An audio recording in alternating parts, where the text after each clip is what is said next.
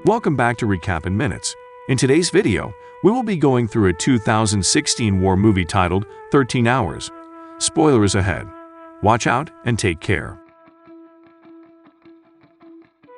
The movie begins in the aftermath of Gaddafi's toppling, when local militants raid his large arsenal. This leads to local militant turf wars, which results in Benghazi becoming one of the most dangerous places on earth. Following this, every international embassy shut down, with the exception of a U.S. diplomatic outpost and a CIA base nearby in Benghazi, which come under the protection of the GRS. Following these events, GRS member Jack Silva travels to Benghazi, where he is picked up by Tyrone Roanwoods, the commander of the GRS team, at the airport. After the friends greet each other, they head out to their base. En route, they witness a shooting, and before they realize it, they are boxed in by some local militants. Roan calls to base to call his men for help, but CIA Chief Bob orders Roan's men are not allowed to leave the base. The militants try to force them to open their cars for inspection, but Roan threatens them with drone raids if the militants harm them. This forces the militants' hands, and they let them go. Later on, Roan and Jack arrive at the CIA base. Roan immediately confronts the chief for not sending his guys. Chief rebuffs him and tells Roan he does not want the GRS causing any international incidents, while the locals sort themselves out. They are hired help, not the CIA. After being dismissed, Jack meets the rest of the team, Geist, Tanto, Tig and Boone, his new brother-in-arms. He also surveys the area and is informed to always carry a weapon. Afterwards, he is taken to his room, where he reflects on Becky's disapproval of this mission. Sometime later, Jack meets with Chief, who informs him that it is the government who wants the GRS there and not him. He is adamant that he doesn't want them to cause a misunderstanding with the locals, and that he wants the GRS to stay out of his brilliant CIA staff's way. Later that day, Roan briefs his men about a public meeting between case officers Vayner and Giuliani, and a Libyan oil company executive who Giuliani has been developing for months. Jack is to pose as Giuliani's husband, a disturbing prospect as Giuliani is not a friendly one. The GRS monitors the meeting, and despite the meeting starting out without incident, the GRS quickly realize they are being watched. Roan is forced to interrupt the meeting in order to get out of there. When Jack gets the alert, he immediately drags Giuliani and Vayner back to the car. The CIA agents are highly upset, but that subsides once they realize they are being tailed. After a car chase, Roan causes the tail to lose control and crash into a nearby forklift before he escapes. Sometime later, Jack ends a call with the guilt-tripping Becky and the kids before joining a meeting call with Glenn Dougherty, the GRS commander in Tripoli. Glenn informs the GRS that U.S. ambassador to Libya, Christopher Stevens, will be joining them in Benghazi on Monday at the special mission compound on a state detail with a small security team. They will be protecting the ambassador once he arrives. Following this brief, the men head to the Special Command Outpost, where they come across some local militants called 17 Feb. After bypassing them, they meet with Scott Wicklund and Dave Ubben, DSS agents protecting the compound. After surveying the compound, GRS men are disappointed to find the DSS under-equipped and the compound highly vulnerable. If any big element attacks the outpost, it is doomed. Nonetheless, Roan lets the DSS agents know that they will be 1 mile away at the CIA post if anything goes down. Just call for help, and they will zoom in. On Monday, the GRS along with local translator Amol meet with irritable local militants, who they calm down with the AMBO, a peace sign, before they buy weapons off so that they can trace the truck and find the supplier. Later on, Ambassador Stevens meets the team and briefs them that it is important to promote peace with the Libyans for the sake of democracy. While most of the team is attentive, Tanto falls asleep. Chief confronts him afterwards and warns him that this is his last chance to act like a professional, or he will send him home. Later on, GRS escort Ambassador Stevens to a meeting with Benghazi's mayor, but are appalled when unauthorized journalists come to cover the event. However, as the ambassador speaks, the event proceeds without incident. Later that day, GRS warns the DSS agents that they were lucky. After clearing this up, the DSS introduces the GRS to Sean Smith, a surveillance specialist hooking up the premises. Following this, the GRS returns to base. The next day, the base carries on routinely while observing the 11th anniversary of the September 11 attacks. The ambassador worries about the security risks surrounding the premises as he notices local Libyans surveying the outpost. Meanwhile, the GRS members communicate with their families back home. It is at this time that Jack learns Becky is pregnant. This proves to be the only remarkable event of the day as the afternoon passes without event. However, as the sun goes down, local militants begin to gather before attacking the outpost at sundown with rifles and mortars. They catch the ambassador and his DSS by surprise by breaking into the building and shooting everyone in sight. Following the overwhelming attack, Wickland retreats with the ambassador and Smith into a safe room. Meanwhile, the GRS notice the harrowing events from the CIA base and prepare themselves to assist the ambassador. However, the chief insists the 17 Feb should go instead of them as they have no jurisdiction in the area, and that the GRS are instruments of last resort. Glenn, who is aware of the situation, calls for a plane to Benghazi. At this moment, the militants approach the safe room menacingly. Back at the base, as Tanto recruits Amal to help them translate when speaking with 17 Feb, Chief insists that Roan stands down. Back in town, Geist extracts Giuliani from another meeting amid the attacks. Meanwhile, news of the attack has just reached the U.S. just as the militants attack the ambassador and the GRS wait impatiently for clearance to move back at the CIA base.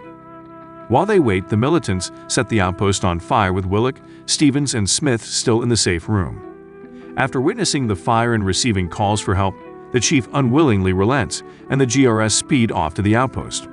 However, on their way, they are intercepted by a militant roadblock, and before Amal can communicate with them, another rival militant group arrives, sparking a shootout. Meanwhile, back at the base, Geist arrives with Giuliani at the base and instructs the chief to lock the building down before rushing out to the outpost. At the same time, Roan and the others approach the outpost and fight off the militants with 17 Feb, all the while shocked at how normal this is to the locals. They take out various militants before finally reaching the outpost, where they find Wickland, who managed to escape without Stevens or Smith, forcing GRS to search for Stevens and Smith in a fiery building. However, they are only able to find Smith, who is dead. Later on, as the GRS gather the surviving DSS agents, Amal tells them the militants intend to rally for another attack. GRS gather whatever they can before preparing to escape. Before they can escape, they fight off another attack before GRS load the remaining DSS agents into a car for their escape. Jack tries to instruct Wickland to turn left once they reach the road so that they can return to the base, but Wickland appears too out of it to comprehend. However, he drives off, leaving the GRS to escape. However, he turns right and drives right into the militants. When they refuse to be abducted by the militants, they turn around and try to escape while facing heavy gunfire, which they are only able to withstand because of their bulletproof car. They manage to reach the base shortly before the GRS. Once they arrive, the chief demands to make a run for the airport after learning the ambassador is missing, but Roan says it's too dangerous. He demands the chief makes a seeking call for help, but the chief says help is out of reach and that they must evacuate. Roan overrides him and declares he is in charge now. Following this, the stunned chief briefs his CIA team on an evacuation plan. Meanwhile, Glenn arrives at Benghazi and heads to the base. Back at the base, as the CIA men destroy records and prepare for evacuation, the GRS prepare for another attack as the militants know where they are holed up. After a while, a local warns them to turn off their lights because it will let the militants know they are there. Shortly afterwards, they realize they are surrounded by encroaching militants, so they brace themselves for the attack. When the militants draw in close enough to attack, they throw grenades into the compound, and this sparks a gun battle. They fight the militants off without suffering any casualties, a small victory. Later on in the night, Glenn finally lands at Benghazi, but is delayed by haggling generals who are vying for the fee to take them to the base. Back in the base, as the GRS and DSS keep guard of the premises and fend off militants, the CIA agents continue calling for help. Roan tells him he understands and lets him join them. Later on, Amal and Giuliani negotiate with the generals to lead Glenn to the base. Roan learns that Glenn is in Benghazi but cannot find their way there because they are unfamiliar with the territory. He tries to engage the local authorities' assistance, but they are being uncooperative. Meanwhile, back at the airport, Glenn warns the generals that if anyone dies at the base because of the delays, he will kill them all. Back on the base, Chief learns that Stevens may have been found in a local hospital. Meanwhile, Giuliani meets Geist on a roof and brings him food. He asks her if they managed to get help from the U.S., but she tells him it is unlikely. Geist reveals he does not know, but tells her to reach out to her people just in case.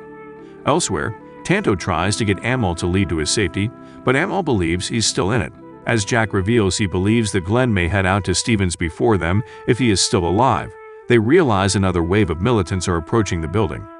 A few minutes later, the militants launch their attack. After a while, the attack stops and the GRS waits yet again for another attack. Jack reveals he is worried how his family will feel if he died there in a war he knows nothing about.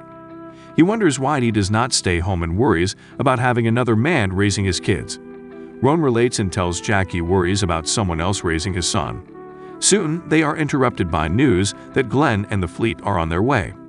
They also learn that Stevens has been confirmed dead at the hospital. After learning this, the men prepare themselves for the next wave while coming to terms with the fact that they may not survive this next attack. Sometime later, Glenn arrives with his men and some Libyan soldiers and lifts the morale of the group. However, there is no relief yet as there are too many people to evacuate at the same time. Glenn asks them to hold the base while they get more vehicles. However, the second Glenn leaves, the base falls under heavy mortar and artillery attack. One of the mortars fall and injured Geist, before another falls and kills Roan as he tries to help Geist, whose arm has been severely disfigured. Ubben is also badly injured with a broken leg. As Tig prays over Roan's dead body while Jack mourns nearby, Geist returns inside the base and receives medical help. He is shortly followed by Ubben, whose leg is broken. As the men recover from this onslaught, they are horrified to find another large troop of Libyans approaching the base. As they brace themselves for the final showdown, with Tanto swearing to go down swinging, Tanto observes as the Libyans display the Jambo and realize these are allies. He breaks down from the overwhelming relief. Shortly afterwards, the GRS, DSS, and the CIA evacuate the premises. A despondent chief tries to stay, but Jack forces him to snap out of it, because he's staying means more men will have to come and save him again. He complies and they evacuate the building. Tanto closes the gates and invites Amel to leave with him, but Amel refuses and apologizes for the embarrassing events caused by his countrymen. When the Americans leave, the Libyans go in and recover their dead. In the final scenes, the evacuees arrive at the airport where they board relief planes. Giuliani and the chief thank Jack and the GRS for their service. Nearby, Tanto gives 17 Fed the keys to their cars and the freedom fighters run off with the vehicles gleefully. The remaining GPS speculate that the attack was no mere incident and may have been planned weeks in advance, but they are grateful to have had each other to rely on during the attack while also being grateful to be able to go home. Before they leave Libya, Jack tells Becky about the event before revealing that they have lost Roan and that this will be his last ever tour. He looks at his friend's corpse one last time before they leave Libya. It is revealed that following this incident, Libya fell under international condemnation and that after this tour, most of the men retire from the service. Thanks for watching. Please don't forget to subscribe and turn on the notification bell to get noticed when a new video is uploaded.